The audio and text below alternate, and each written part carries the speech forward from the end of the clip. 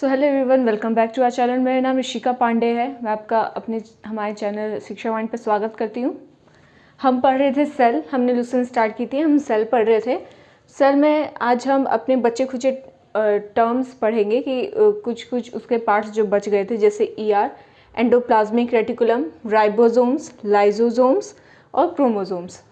ठीक है। और क्रोमोसोम्स के बाद हम फिर न्यूक्लिक एसिड भी पढ़ेंगे, जिसमें हम आरएनए के बारे में पढ़ेंगे। ठीक है। तो हम स्टार्ट करते हैं ईआर से, एंडोप्लाज्मिक रेटिकुलम। एंडोप्लाज्मिक रेटिकुलम ये मेम्ब्रेनस ट्यूब्यूल्स लाइक स्ट्रक्चर होते हैं। मतलब ये एक साइड से न्यूक्लियस से अटैच्ड होते हैं और एक साइड से प्लाज्मा मेम्ब्रेन से अटैच्ड होते हैं ये ईआर।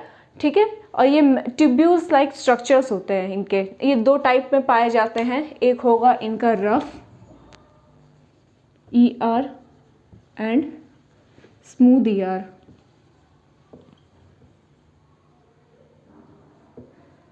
ठीक है। इनका काम होता है ट्रांसपोर्टेशन में मदद करने का, और इसका दूसरा काम है सेल की जो स्ट्रक्चर है उसको बनाए रखने का। न्यूक्लियस की स्ट्रक्चर है, सेल की जो स्ट्रक्चर है उसको बनाए रखने का।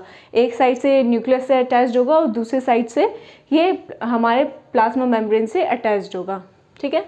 नेक्स्ट है हमारे पास राइबोसोम्स। इनको जॉर्ज ए पैलेड ने डिस्कवर किया था। Small granules like structure attached to ER. Ribosomes होते हैं, ये एंडोप्लाज्मिक रेटिकुलम से अटैच्ड होते हैं और इनका काम होता है प्रोटीन की सिंथेसिस करना। प्रोटीन्स जो बनते हैं इनका ये प्रोटीन्स बनाते हैं। ठीक है। और बहुत सारे ये काम करते हैं, जैसे ट्रांसलेशन में मदद करता है। ट्रांसलेशन प्रोसेसेस हमारे पास बहुत सारे चलते हैं, तो उसमें ये इनिशिएशन में मदद करता है, इलोंगेशन में मदद करता है, टर्मिनेशन ऑफ में मदद करता है। ठीक है। और it made up of RNA that convert genetic code into chains of amino acid. ये हमारे राइबोसोम का काम है। फिर हमारे पास आता है लाइसोसोम। इनको इन्हें डिस्कवर किया था और ये सैक लाइक स्ट्रक्चर होते हैं। इनको हम लोग suicidal bags of the cell कहते हैं, या फिर स्कैवेंजर्स ऑफ द सेल। ठीक है।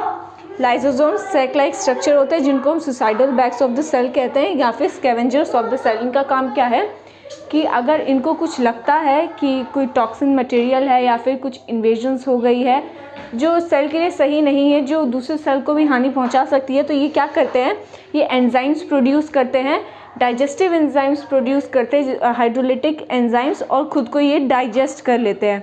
ठीक है। और ये सिंगल मेम्ब्रेन बाउंड होते हैं। ये हाइड्रोलिटिक एंजाइम्स प्रोड्यूस करते हैं जो डाइजेस्टिव एंजाइम्स होते हैं, और वो खुद को डाइजेस्ट कर लेते हैं, वो सेल को डाइजेस्ट कर लेता है। इसीलिए इनको सुसाइडल बैग्स या फिर स्कैवेंजर्स ऑफ द सेल कहते हैं। ठीक है। अब हमारे पास नेक्स्ट आता है क्रोमोसोम। क्रोमोसोम्स वेल्डेयर ने इसको नाम दिया था और 1888 में दिया था। ये थ्रेड लाइक स्ट्रक्चर होते हैं, thread like structure found in nucleus as chromatin material. ठीक है। अब हम क्रोमोसोम्स को और अच्छे से पढ़ते हैं।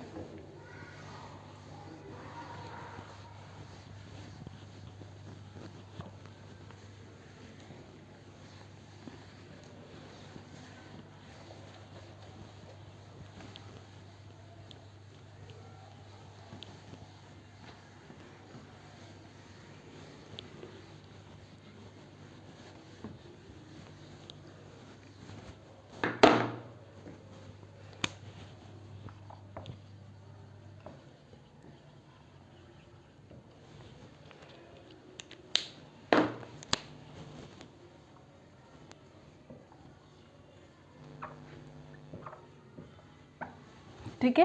1888 में इसको एक क्रोमोसोम का नाम मिला था। Thread like structure found in nucleus as chromatin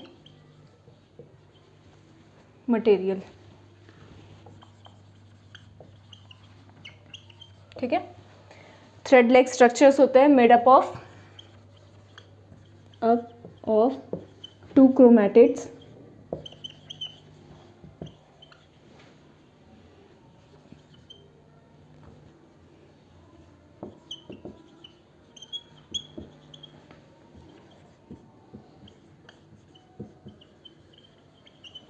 centromere पे ये दो क्रोमैटिड से बने होते हैं जो सेंट्रोमियर पे दोनों जॉइंट होता है, ठीक है।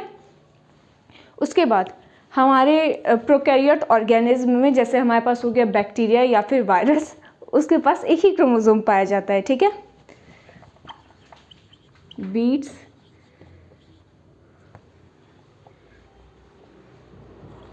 बीट्स लाइक स्ट्रक्चर हमारे पास होता है जीन्स, ठीक है। और जीन्स बने होते हैं डीएनए से, जो हमारे पास जेनेटिक इंफॉर्मेशन रखता है, जेनेटिक इंफॉर्मेशन, ठीक है। बीट्स लाइक स्ट्रक्चर्स जो होते हैं वो जीन्स होते हैं और जीन्स बने होते हैं डीएनए से, ठीक है। जो वायरस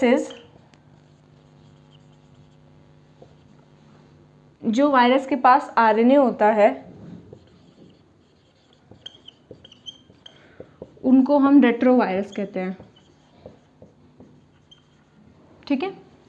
अलग अलग ऑर्गेनिज्म के पास अलग अलग नंबर ऑफ क्रोमोसोम्स पाए जाते हैं, ठीक है। जैसे ह्यूमन के पास 46 क्रोमोसोम्स होंगे। अब इसमें हम दो टर्म पढ़ेंगे, हैप्लॉइड और डिप्लॉइड। हैप्लॉइड मतलब एक क्रोमोसोम, और अगर हम डिप्लॉइड बोले वहाँ पे तो वहाँ पे पेयर हो जाएगा।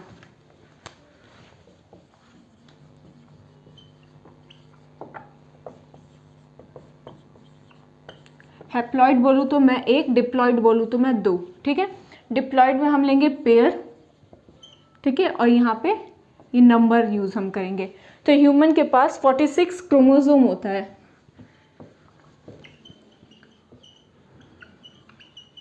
जिसको अब मुझे डिप्लॉइड बोलना होगा तो 23 पेयर्स ऑफ क्रोमोसोम्स, ठीक है। अगर 23 पेयर्स ऑफ क्रोमोसोम्स है हमारे पास या फिर 46 इन नंबर, तो 44 हमारे पास ऑटोसोम्स होंगे, ठीक है। या फिर मैं कहूँ तो 22 पेयर्स, और जो बचा हमारे पास 45 और 46 वाला वो हमारे पास होंगे सेक्स क्रोमोसोम्स, या उसको हम कहें 23rd पेयर ऑफ क्रोमोसोम, ठीक है। 44 हमारे पास ऑटोसोम्स होंगे और फिर बचे हमारे पास दो, उसको हम सेक्स क्रोमोसोम्स कहेंगे, ठीक है।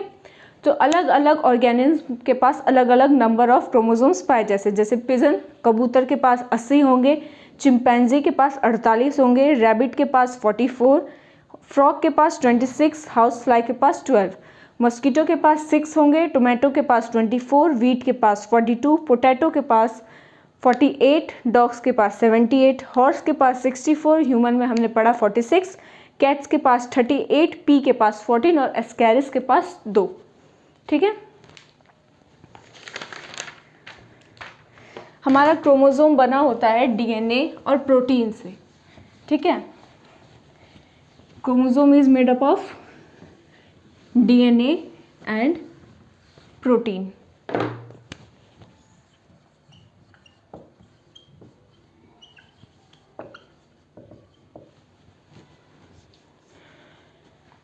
हमने देखा कि ये सेल्फ रेप्लिकेट कर पाता है खुद को, ये जेनेटिक इन्फॉर्मेशन ट्रांसफ़र कर पाता है ये। और जो यूकैरियोट होते हैं उनके पास बहुत सारे क्रोमोसोम्स होते हैं, अभी हम पढ़ लिया था। और जब भी गैमीट फॉर्मेशन होगा तो उसके पास हैप्लॉइड सेट ऑफ क्रोमोसोम आएगा, एक मेल का और एक फीमेल का, ठीक है। हैप्लॉइड सेट आएगा, पेयर में नहीं आएगा, हैप्लॉइड आएगा, ठीक है। अब हम पढ़ेंगे न्यूक्लिक एसिड के बारे में। Nucleic acid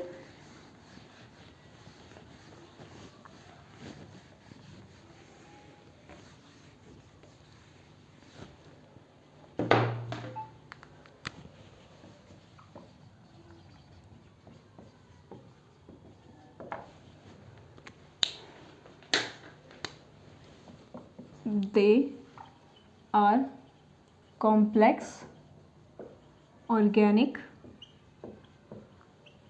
compound। ये कॉम्प्लेक्स ऑर्गेनिक कंपाउंड होते हैं जो दो टाइप के होते हैं, एक आरएनए एक डीएनए। ठीक है, आरएनए और डीएनए में पहले अंतर देख लेते हैं। आज हम आरएनए करेंगे, कल हम डीएनए करेंगे। तो उसी डीएनए में ही कल हम अपनी नेक्स्ट वीडियो में जानेंगे कि न्यूक्लियोसाइड या फिर न्यूक्लियोटाइड क्या होता है। ठीक है, इनके पास स्पेशल जेनेटिक इंफॉर्मेशन रहती है। ये हमारे पास आरएनए बना होता है राइबोज से, और ये हमारे पास होता है शुगर डीऑक्सीराइबोज।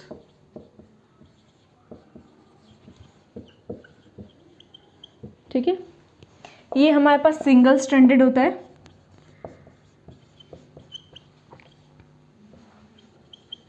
ये हमारे पास डबल स्ट्रैंडेड होता है।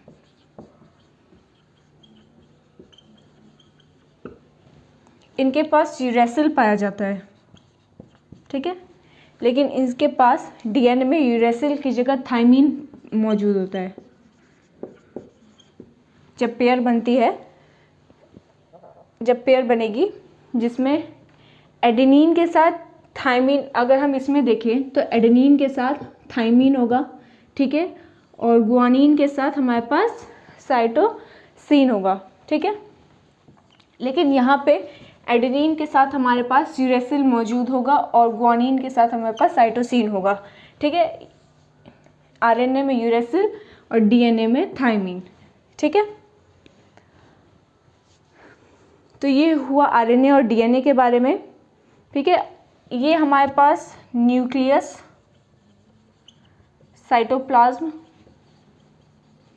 दोनों में पाया जाता है, और डीएनए हमारे पास सिर्फ न्यूक्लियस में पाया जाता है, न्यूक्लियस ऑफ द सेल। ठीक है, हम आरएनए के बारे में अपना पढ़ना स्टार्ट करते हैं।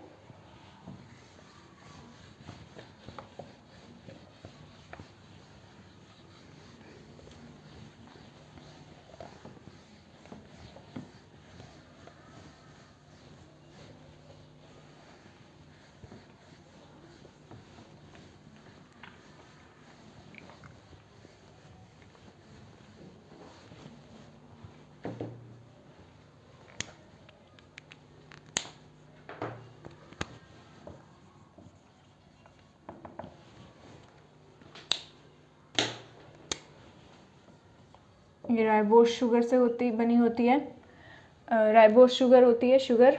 और फिर हमारे पास ये न्यूक्लियस में भी मिलेगी, साइटोप्लाज्म में भी मिलेगी। उसके बाद ये सिंगल स्ट्रैंडेड होती है।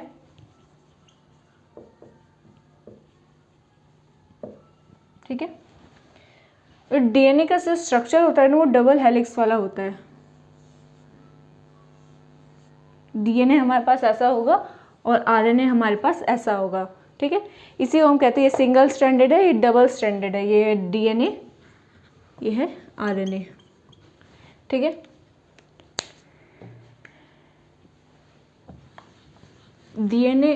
आरएनए हमारे पास 3 तरीके के होते हैं, mRNA, rRNA and tRNA. RRNA हमारे पास, जो हमारे पास एमआरएनए है, मैसेंजर आरएनए जिसे हम कहते हैं। ठीक है, दूसरा हमारे पास होगा आरआरएनए, तीसरा हमारे पास होगा tRNA.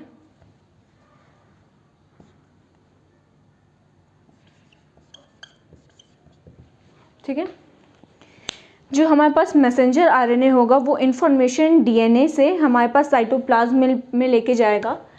Information from DNA to cytoplasm in coded form. ठीक है, और फिर हमारे पास आरआरएनए होता है, जो हमारे पास राइबोसोमल आरएनए होता है। ठीक है, present in ribosome, helps in protein synthesis. ठीक है, अभी हमने राइबोसोम के बारे में पढ़ा था, ये जाना था कि वो प्रोटीन सिंथेसिस करता है। तो हमारे पास आरएनए जो राइबोसोमल आरएनए होता है वो हमारे पास राइबोसोम में पाया जाता है और प्रोटीन सिंथेसिस करने में मदद करता है। फिर हमारे पास थर्ड आता है transfer RNA, carrier of amino acid transfer to the ribosome.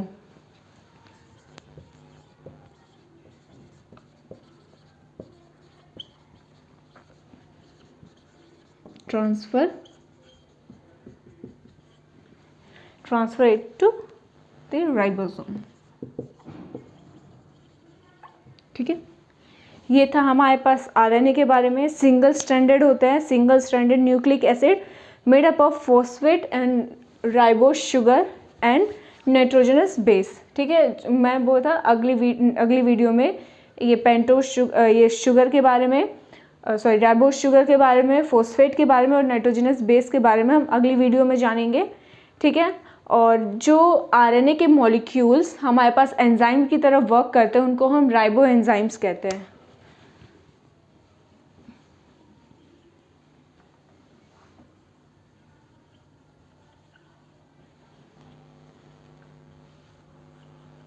उनको हम कहते हैं राइबो एंजाइम्स। ठीक है, और जैसे हमारे पास डीएनए में कैसे पेयर बनते थे, हमारे पास एडेनिन का और थाइमिन का पेयर बनता था और ग्वानिन साइटोसिन का पेयर बनता था। लेकिन अब हमारे पास आरएनए में क्या बनता है, एडेनिन का और यूरेसिल का, ग्वानिन और साइटोसिन का। मतलब डीएनए में थाइमिन था और हमारे पास आरएनए में यूरेसिल आ गया। फिर ये हमारे पास 3 टाइप के होते हैं, messenger RNA, ribosomal RNA and transfer RNA. ठीक है, तो आज की वीडियो में बस इतना ही। हमने पढ़ा ईआर के बारे में, एंडोप्लाज्मिक रेटिकुलम के बारे में, जो न्यूक्लियस और एक साइड से न्यूक्लियस और दूसरे साइड से हमारे पास प्लाज्मा मेम्ब्रेन से कनेक्टेड होते हैं और वो tubules, membranes tubules like structure बनाते हैं। इसका काम होता है फ्रेमवर्क के लिए मदद करता है। ठीक है, पूरा नेटवर्क टाइप स्ट्रक्चर होता है पूरा। और इसके बाद हमने जाना था राइबोसोम के बारे में। ये हमारे पास ईआर से, एंडोप्लाज्मिक रेटिकुलम से अटैच्ड होता है। ठीक है, इनके पास ये कन्वर्ट करता है genetic code into amino chains of amino acid और इसका फंक्शन था प्रोटीन सिंथेसिस का। फिर लाइसोसोम्स था, ये सैक लाइक स्ट्रक्चर होते हैं और जो हमारे सेल को अगर लगता है कि ये कुछ एंजाइम्स ऐसे हैं, कुछ प्रोटीन्स या कुछ ऐसा चीज़ हो गया जो अब सेल नहीं बच पाएगा और या फिर सेल दूसरे सेल को भी हानि पहुंचाएगा, तो वो एंजाइम्स प्रोड्यूस करते हैं, डाइजेस्टिव एंजाइम, वो खुद को डाइजेस्ट कर लेते हैं। फिर हमने क्रोमोसोम्स के बारे में पढ़ा, जो थ्रेड लाइक स्ट्रक्चर होते हैं, न्यूक्लियस में पाए जाते हैं एज अ क्रोमेटिड मटेरियल। ठीक है, इसके पास 2 क्रोमेटिड्स होते हैं जो सेंट्रोमियर से कनेक्टेड होता है। ठीक है, जो इस पे बीट्स लाइक स्ट्रक्चर होते हैं जिसको हम जीन्स कहते हैं और जीन्स हमारे पास डीएनए से बना होता है और सब ऑर्गेनिज्म में क्रोमोसोम का नंबर अलग अलग होता है। उसके बाद पढ़ा हमने न्यूक्लिक एसिड के बारे में, कॉम्प्लेक्स ऑर्गेनिक मॉलिक्यूल्स हैं, कंपाउंड्स हैं, स्पेशल जेनेटिक इन्फॉर्मेशन हमारे उनके पास होती है। फिर पढ़ा आरएनए के बारे में। आज की वीडियो में बस इतना ही। I hope you all like it.